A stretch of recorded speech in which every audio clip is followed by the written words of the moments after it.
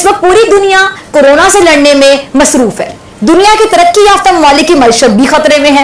रियासतें अपने अवाम की जानें बचाने की कोशिश कर रही हैं। ऐसे में किसी को कोई फिक्र नहीं, सिर्फ ये फिक्र है कि कोरोना से कैसे बचा जाए। कहीं लॉकडाउन है, कहीं कर्फ्यू की सूरत हाल है, कोरोना की वैक्सीन की तैयारी जारी है। लेकिन भारत शायद वो दुनिया के नक्शे पर मौजूद वाहिद रियासत है जो इस वक्त भी कभी चीन से, कभी नेपाल से, तो कभी पाकिस्तान से लड़ने की कोशिश कर। अभी भी प्लानिंग चल रही है दिमाग में नरेंद्र मोदी के। भारत में कोरोना बुरी तरह फैल रहा है, सबको पता है। मईशत को धचके लग रहे हैं, सब जानते हैं। मकबूजा कश्मीर में भी 5 अगस्त के बाद भारत के इकदाम जो हैं वो बैकफायर कर गए थे। लेकिन इसके बावजूद भारतीय हुकूमत की तरजीहात तब्दील नहीं हो पाई। भारत के अंदर नस्ल परस्ती की आग बढ़ती जा रही है।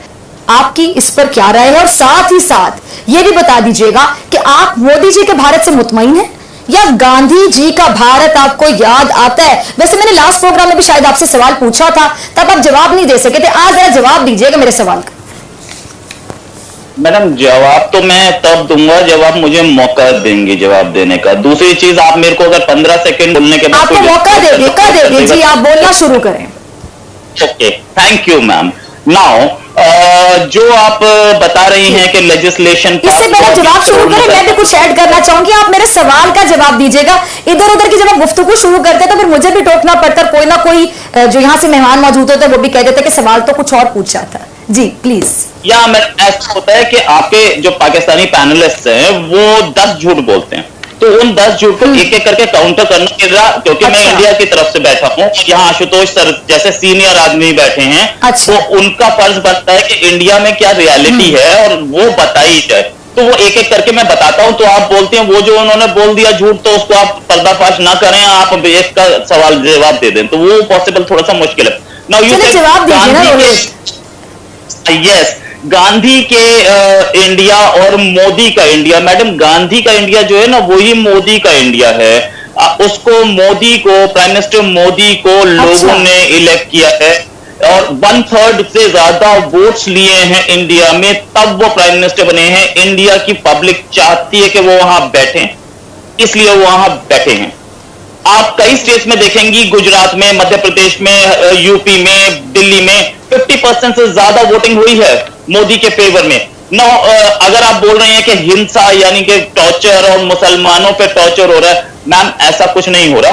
असलियत यह है कि यहां मुस्लिम्स को बराबर राइट्स हैं, यहां मुस्लिम्स प्राइम मिनिस्टर्स हैं, यहां मुस्लिम्स जजेस हैं, यहां मुस्लिम्स सरकारी जॉब में हैं, बड़े बड़े IPS IAS ऑफिसर्स हैं। तो ऐसा कुछ नहीं है कि यहां पे जुल्म हो रहा है, यहां पूरे राइट्स हैं। किसी भी कंट्री में ऐसा हुआ हो कि 3 महीने तक heart of city, heart of capital में 3 महीने तक एक रोड डेमोन्स्ट्रेशन के लिए बंद हुई हो? आपके कंट्री में हुआ तो मुझे बताइएगा। हमारे कंट्री में हुआ, मुस्लिम्स थे और उन्हें हटाया नहीं गया। ठीक है, दंगे फसाद हर कंट्री में आपके भी होती है, हमारे यहां भी हुआ, व्हाट्स द प्रॉब्लम? लेकिन मैं ये नहीं बोल रहा कि दंगा फसाद सही है, हुआ, गलत हर जगह होता है। इस समय अमेरिका में भी हो रहा है, वो भी गलत है। लेकिन राइट्स पूरे हैं, सबको हैं, और ऐसा नहीं है कि कोई बहुत बड़ा उनके ऊपर जुल्म हो रहा है या समथिंग एल्स। अच्छा चलें जी, मलिहा आपकी तरफ आती हूँ। रोहित, मैंने आपको बिल्कुल भी इंटरप्ट नहीं किया, ठीक है? अब मैं मलिहा आपकी तरफ आती हूँ। मलिहा, आप यकीनी तौर पर रोहित की बातों का भी जवाब देना चाह रही हूँ, वो भी दीजिएगा। साथ ही मैं सवाल पूछना चाहूंगी कि सरहद की जो सूरत हाल है वो हम देखते हैं कि दिन ब दिन संगीन होती जा रही है। भारत के अंदर अगर हम सिचुएशन देखें तो वहां पे भी आग लगी हुई है। मोदी आग लगाने पर बाजिद है। मुसलमान वहां पे सफर कर रहे हैं, सिख वहां पे सफर कर रहे हैं, तमाम माइनॉरिटीज वहां पे पिस रही हैं, और रोहित कह रहे हैं कि वहां पे ऐसा कुछ भी नहीं है। रोहित अगेन एक ऐसे भारत का नक्शा खींच रहे हैं जो मुझे तो नजर नहीं आ रहा। अगर आपको नजर आ रहा है तो जरा मुझे भी समझा दें, नाजरीन को भी, और रोहित को भी जरा समझा दें अपने अल्फाज में। जी बहुत शुक्रिया Fiza, thank you very much for having me on the show. सबसे पहले तो मैं रोहित साहब को ये बताती चलूं कि ये 10 झूठ की बात की, तो देखिए पाकिस्तान तो आपके झूठ को कॉल आउट करता है। पाकिस्तान तो पहले दिन से आपको कश्मीर पर भी निगोशिएशंस के लिए कहता रहा कि निगोशिएशन टेबल पर आ जाएं। आपको हर बार अमन की दावत दी पाकिस्तान ने, लेकिन ये मोदी साहब जो आप कहते हैं ना कि भारतीय चाहते हैं कि वो आए हुकूमत में और वो आ गए, ये अनफॉर्चुनेटली आपका जो बीजेपी का एक्सट्रीमिस्ट माइंडसेट है वो चाहता था कि आ जाएं। अभी भी आपकी अरुंधति रॉय जैसे लोग, राजदीप सरदेसाई जैसे लोग जो कि कॉमन मैन की आवाजें जो कि रीजनेबल भारतीय हैं, वो ना मोदी की आइडियोलॉजी से इत्तेफाक रखते हैं, और जितनी भी आपकी भारत में माइनॉरिटीज हैं, चाहे वो पाकिस्तान मुसलमान तो खैर माइनॉरिटीज में नहीं आते क्योंकि ठीक ठाक आबादी का हिस्सा है, इसके बावजूद जिस किस्म का बुरा सलूक आप लोग मुसलमानों के साथ मोदी की डायरेक्शंस पर उनकी हुकूमत करती है, फिर सिखों के साथ जो सलूक है, इवन दलित्स के साथ जो सलूक है, सिर्फ ब्राह्मण्स अपने आप को सेफ तस्वर करते हैं आपके भारत में। आप भी इस बात को तस्लीम करते हैं, अब आप ना माने तो ना माने कि मोदी साहब फिर आपकी खैर नहीं कि अगर आपने सच बोल दिया उसके अगेंस्ट। इतना प्यारा जुमला बोला मलिहा आपने कि हम आपके खिलाफ नहीं है, हम इंसानियत की बात करते हैं, लेकिन नरेंद्र मोदी की जो पॉलिसीज हैं, जो बीजेपी गवर्नमेंट की पॉलिसीज है, खासतौर पर जब से नरेंद्र मोदी साहब आए हैं गवर्नमेंट में, और हम देख रहे हैं कि जिस तरह शाइनिंग इंडिया कहा जा रहा है, तो शाइनिंग इंडिया तो बर्निंग इंडिया में तब्दील हो रहा है। आशुतोष साहब आपकी तरफ आना चाहूंगी। देखिए, मुझे तो ये नहीं मालूम था कि इस चैनल पे आने के बाद मुझे भारत पाकिस्तान की लड़ाई के बारे में बात करना होगा। मैं तो सोच रहा था कि गंभीर बहस इस पे होगी। खैर, अब चूंकि मैं आपके चैनल पे हूँ, इसलिए मैं आपको आशुतोष साहब आप जो बात करना चाहते हैं करिए, हम पाक भारत ताल्लुकात की भी बात करना चाहते हैं, लेकिन नरेंद्र मोदी साहब ने जो माहौल वहां पे बनाया उसके बाद ताल्लुकात कहां देखे, चलिए ये बता दें आप। देखिए, सबसे पहले तो आप लोगों को ये समझना पड़ेगा, और ये समझना पड़ेगा कि हिंदुस्तान पिछले 70 सालों से एक डेमोक्रेटिक कंट्री है। यहाँ पे कॉन्स्टिट्यूशन के हिसाब से चीजें चलती हैं। यहाँ पे मिलिट्री कू नहीं होते हैं, और यहाँ पे कोई भी आर्मी जनरल अचानक तख्ता पलट करके हिंदुस्तान का बादशाह नहीं हो सकता, ना हिंदुस्तान का प्रधानमंत्री हो सकता है। यहाँ पे चुनाव होते हैं, और 5 साल के बाद चुनाव होते हैं, और जनता चुनती है, और जनता की वजह से लोग यहाँ के प्रधानमंत्री बनते हैं, और जनता ही उनको किनारे भी कर देती है।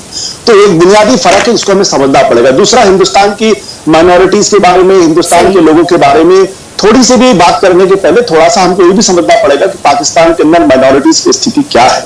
मैं आपको ले जाना चाहूंगा 1953 के पहले की स्थिति, जब वहां पे अहमदियों का क्या हाल हुआ, और उसके बाद आप लोग किस तरीके से अहमदिया और दूसरे लोगों को बिल्कुल पाकिस्तान की जो डेमोक्रेटिक पॉलिटी है वहां से उनको किस तरीके से किनारे कर दिया गया। तो हम इस सवाल में ना जाए तो बेहतर है, क्योंकि दोनों तरफ दिक्कतें बहुत ज्यादा पैदा। मैं एक ही बात कहना चाहता हूं कि हिंदुस्तान के अंदर जो कुछ भी हो संविधान के हिसाब से, लोकतंत्र के हिसाब से है, और हर मुल्क के अंदर उसकी अपनी दिक्कतें होती हैं, चाहे पाकिस्तान हो चाहे हिंदुस्तान हो। आज कम से कम हिंदुस्तान की जो हैसियत है पूरे अंतर्राष्ट्रीय बिरादरी में, उसका मुकाबला कम से कम पाकिस्तान से तो बिल्कुल ही नहीं है। पाकिस्तान की हैसियत पूरे दुनिया के अंदर जो है वो मैं बताना नहीं चाहता हूं, क्योंकि उसकी इमेज एक ऐसे मुल्क की है जो आतंकवाद को एक्सपोर्ट करता है, और वहां पे डेमोक्रेटिक किसने बनाया ये इमेज गलत इमेज, जो कि बकायदा समझ आ रहा है कि आतंकवाद पाकिस्तान नहीं है, कौन है जहां पे आग लगी हुई है। आशुतोष साहब ये भी क्लियर कीजिएगा जरा साथ साथ, मैं आपकी बात नहीं करना चाह रही, लेकिन गलत बात कर रहे हैं ना। माफ करिएगा, मैं बिल्कुल आपका जवाब मैं लूंगी, बिल्कुल तूतू मैं नहीं करना चाहता आपके चैनल पे।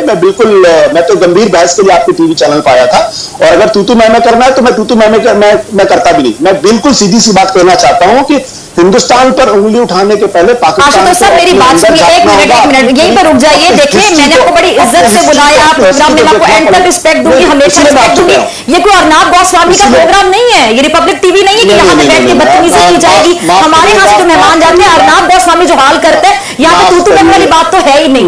आप अपने आर्गुमेंट से बात, आप आर्गुमेंट अपने बिल्कुल आप जो राय देना चाहते हैं देंगे, हम आपकी आवाज भी बंद नहीं करेंगे, मैं आप पे चढ़ाई भी नहीं करूंगी, बदतमीजी भी नहीं करूंगी। नहीं मैडम माफ करिएगा, मैं कोई दिलचस्पी इस तरीके की बहस में रहने की मेरी कोई दिलचस्पी नहीं, माफ करिएगा आप मुझे। बहस नहीं हो रही आशुतोष साहब, आप अपना पॉइंट क्लियर कीजिए। मैंने आपसे सिंपल एक सवाल पूछा। अच्छा, ब्रिगेडियर साहब की तरफ चलते हैं। ब्रिगेडियर साहब, अब ये ब्रिगेडियर साहब मुझे बताएं, कोई मैंने ऐसा सवाल पूछा, अब अगर सवाल भी नहीं होगा, नरेंद्र मोदी की तारीफ है तो करने से रही, जो वहां पे खून आपकी होली खेली जा रही भारत में भी और कश्मीर में भी, उसमें नरेंद्र मोदी की आरती है तो उतारने से रही। सवाल इतना बुरा लग गया कि आप कह रहे प्रोग्राम छोड़कर जा रहे हो, तो समझ नहीं आ रही। चैन इनको है नहीं, लोग कोरोना से लड़ने के तरीके सोच रहे हैं, वैक्सीन इजाद करने की तरीके सोच रहे हैं, और ये लोग अभी भी सोच रहे हैं कि इससे फड्डा, उससे लड़ाई, उससे जंग, उससे लड़ाई। ये क्या चाहते हैं? किस दुनिया में रहते हैं नरेंद्र मोदी और इंडियन सिन्हा? कौन इनको मशवरे देते हैं? किस किस्म के लोग हैं ये ब्रिगेडियर साहब? इसका जवाब मुझसे लेना चाहिए ना, ब्रिगेडियर साहब क्या देंगे, वो थोड़ी इंडियन है। आप आवाज आ गई रोहित आपको, जब मैं आपसे सवाल पूछ रही 2 बार आप उसका जवाब नहीं दे रहे। अरे इंडिया का आप जवाब दे दें, आप जवाब दें। Has best of the relations with Nepal. एक बॉर्डर पे अभी एक वो भी उसमें कौन कौन इन्वॉल्व है हमारे आर्मी चीफ बता चुके हैं कि कुछ बाहर के लोग इन्वॉल्व है, वरना इंडिया और नेपाल के बेस्ट रिलेशन है। इंडिया बांग्लादेश के कोई प्रॉब्लम नहीं है। चाइना के बॉर्डर पे 1967 के बाद से आज तक एक गोली नहीं चली है। आपका कोई ऐसा बॉर्डर नहीं जिस पर गोली ना चल रही हो, ठीक है। 62 के बाद पहली दफा चली है। अभी भी नहीं चली, पहली दफा चली। आप गलत बोल रही हैं उनको। और दूसरी, इंडिया के तैयारों की बात कर रहे हैं आप, सुने कहते क्या है जी। अभी आपका भी तो तैयार है, लाहौर में क्रैश हुआ, आप इंडिया के तैयारों को बोल रहे हैं। आपकी क्या हालत है ब्रिगेडियर साहब? आप तो इतने झूठ बोलते हैं शो में। सर आप ब्रिगेडियर हैं, तो थोड़ा किताब पढ़ ली होती तो अच्छा लगता। आप झूठे टैक्स देते टैग इस पे, वो भी लाइव शो पे। आपके अपने कंट्री के पास पैसा नहीं है। अगर किसी ने बोल दिया, एक पैनलिस्ट ने बोल दिया कि आपके अपने कंट्री में वो हो रहा है, माइनॉरिटीज के साथ तशद्दुद हो रही है, तो आप उसके खिलाफ लड़ने वो चले गए। आप 4 लोग इकट्ठे बोलने लगे, वो चले गए। आपके यहाँ आयशा बीबी के साथ क्या हुआ सबको पता ही है। मैं मलिहा मैडम से पूछूं ना, उन्होंने इसी के साथ मैं इस वीडियो को एंड करता हूं। मुझे उम्मीद है वीडियो पसंद आया होगा। लाइक कीजिएगा, सब्सक्राइब कीजिएगा।